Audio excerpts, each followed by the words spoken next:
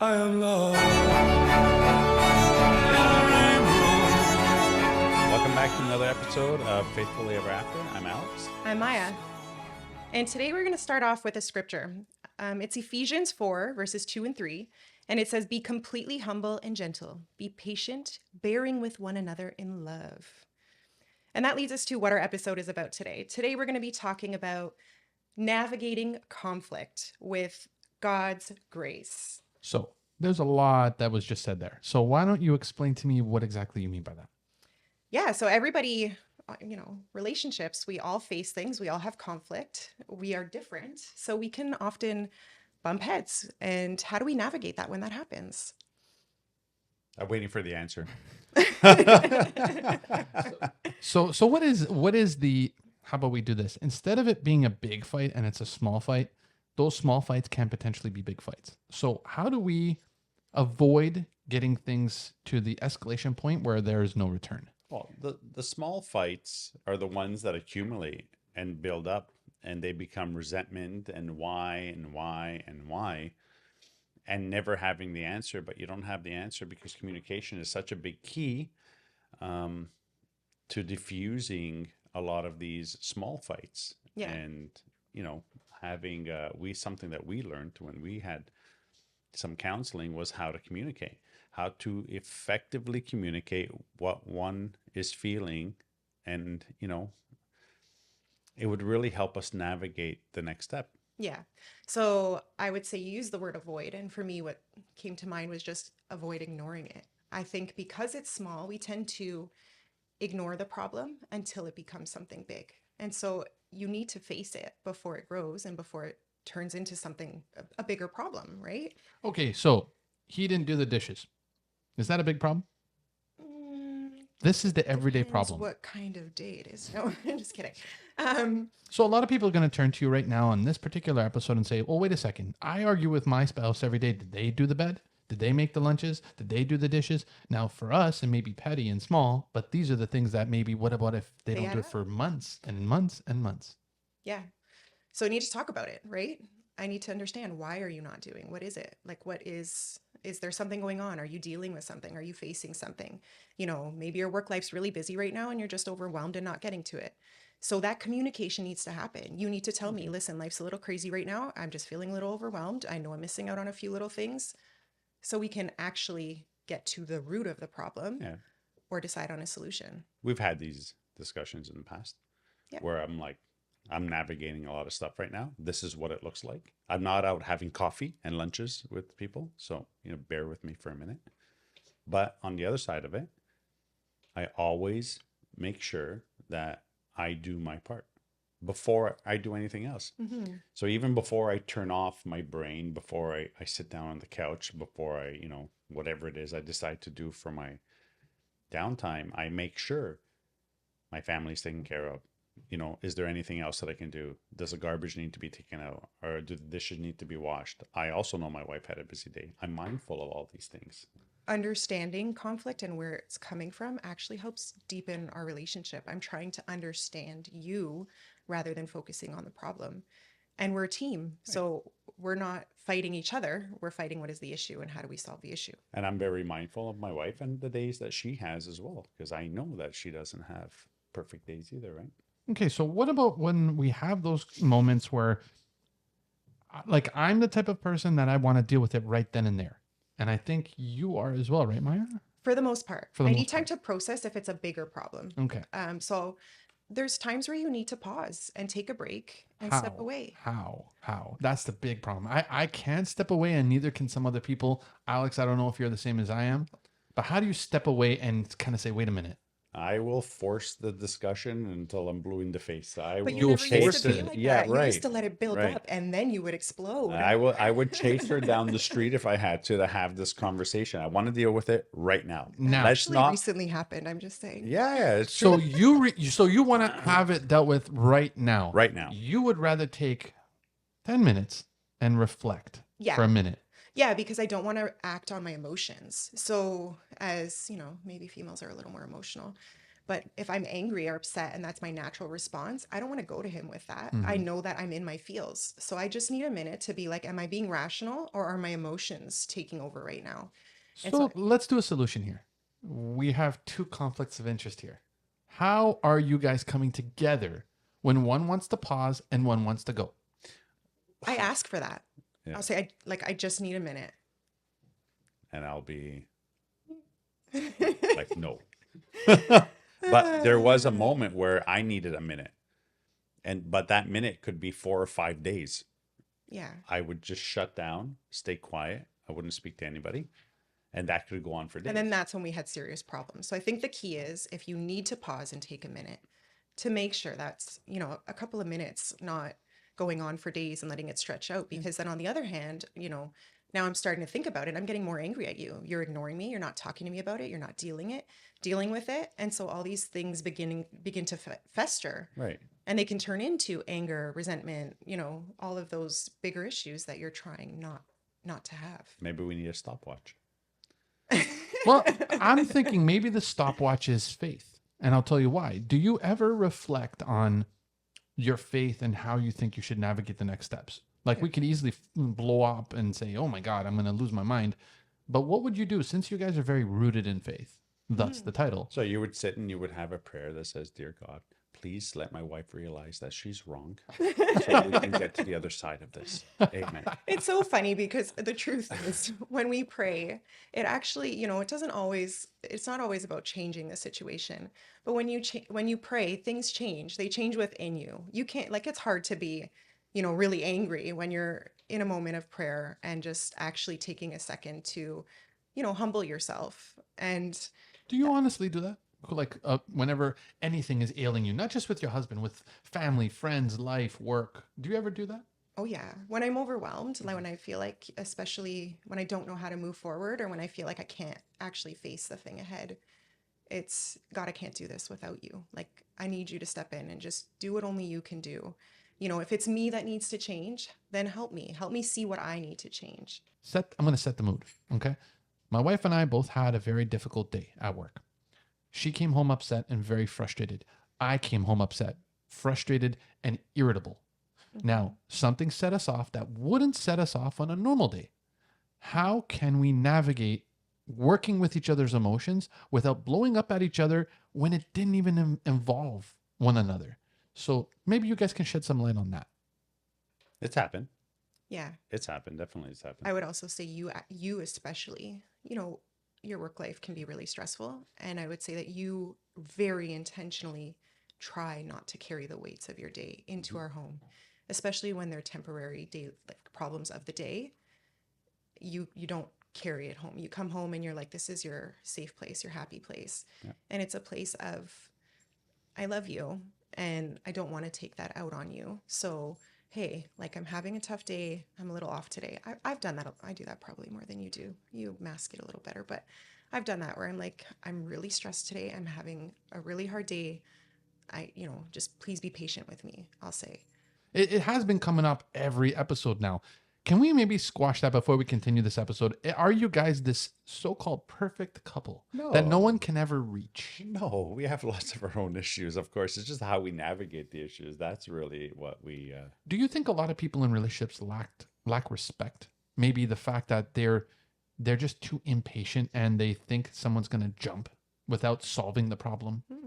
Yeah, it could be. Yeah, definitely. I think there's a lot of generational stuff that comes into play as well, right? I mean, it's Oh, just really? how we watched our grandparents, how we watched Yeah. our How do they navigate our conflict? parents 'Cause navigate. That's that's what right. you've And learned naturally. So you have to what fight against it. and what society used to say, right? That old Mm. mentality, that old fashioned kind of like that is one of the big things that we're navigating today. And then you have the other side of it. I don't know if I can use this, the woke side Sure. of it, Of course.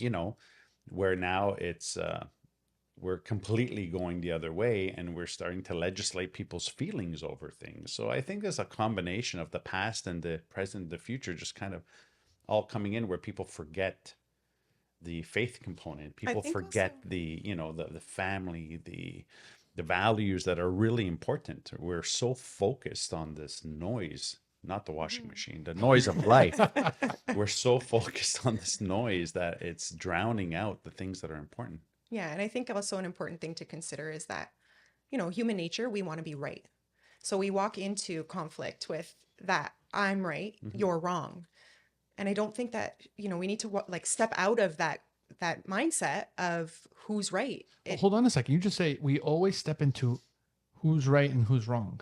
Yeah, Okay. that's the natural. Why don't we switch that to what's wrong opposed to who and why and it's you and it's not me? How come people don't just say, well, what's wrong? Yeah. Maybe just tell me so we can fix it. Well, because naturally, Because it's without us against the conflict too, right? It's not yes, us against each other. That goes back to it's me and you. It's us in a relationship fighting the problem, right. not each other. Sometimes what's wrong is us. It's true though, right? What's wrong? Well, it's us. It's always going to stem back to us. How we navigate it, how we deal with it, what we choose to get upset about. Is it a big deal? Sometimes 3 minutes in my brain, I'll never say this out loud, but in my head, I'm like, oh, what did I do? I should just stay quiet because I'm actually wrong. And But I you're, got to and you're stretch it making out it a little. worse. And Yeah, you make it but I worse. got to stretch it out a little bit, or else it's not worth fighting for, right? So do you guys believe in the devil making things worse? That he's putting stuff into your ear and you're saying things that what you just did. You just said, "Oh man, I shouldn't have said that. I shouldn't have done that. I shouldn't have thought that." So how do people combat the devil tripping in their ear and saying, "Say this, do this, push this"? Yeah, I think recently we've had the enemy kind of pushing on a lot of stuff. Since we started the podcast. Since we I started think the because we're podcast. trying to help people in their relationships and in their marriages, we've been fighting over ridiculous, silly things that he was literally trying to help me, but didn't literally communicate it. And so had no idea what he was doing. And I'm like, I have stuff to do. And he's like, I'm just trying to help you if you would listen to me. And it turned into a really silly argument over him trying to help me. And I was like, this is not us. So absolutely. And I think it's important to take time to recognize that. And that's when it's a spiritual attack. So Yeah. you fight back in the spiritual. That's when you go to prayer, you go to the word, and you're like, no, I need to pray against this. We need to fight against this together. And I feel there's a lot of things just in my life alone. Yeah. So just before we wrap up, let's give some key takeaways. What are some key things that, have helped us? My wife is always right. Happy wife, happy Happy wife, happy No, life. but Is we that what you want me we to say? spoke No. about pausing. If you're feeling overwhelmed by your emotions because of something that's happening, take a second to step back. Take a second to make sure you're not acting on the problem in your emotions. I think it's important to set boundaries. Yeah. And recognize when it's something spiritual. Yep. And maybe have that little bit of prayer time individually or together before you guys go out and really try to navigate and attack things. Yeah, invite God into it, right? Like again, if it's me, God, let me see that it's me. Yeah. I'm not trying to fight my spouse here, but we're trying to find the solution and work against the problem. Right. And you want to find the end of the argument, not how long can this go? It's not a, endurance thing. It's where is the end? Let's get there quickly. Can you repeat that scripture one more time that we started off the episode with? Absolutely. So it's Ephesians 4, verses 2-3. And it says, be completely humble and gentle. Mm-hmm. Be patient, bearing with one another in love. Do you see how when you read it after what we just did, that little mini conflict that we just had in this episode, all of a sudden they're like, oh man, that makes so much sense. Bearing with one another. And why are we not humble enough to realize that we shouldn't be upset and we shouldn't take it out on people who don't create these problems? So why do we find it so easy that we can attack the ones that don't want to wish us harm? Mm-hmm. So riddle me that before we leave. They're the ones we're closest to, right? They're a lot of the times that's our safe place. So it's easy to come and just take it all out with the person that you're most comfortable with. But in love, they don't deserve that. That's your person. You don't want to do that to them. They're always in the room, right? It's very difficult to navigate. Listen, I've said it. I come home, I'm in a mood, I've had a hard day. It snuck in behind me before I got a chance to close the door and leave it outside. And everybody gets it.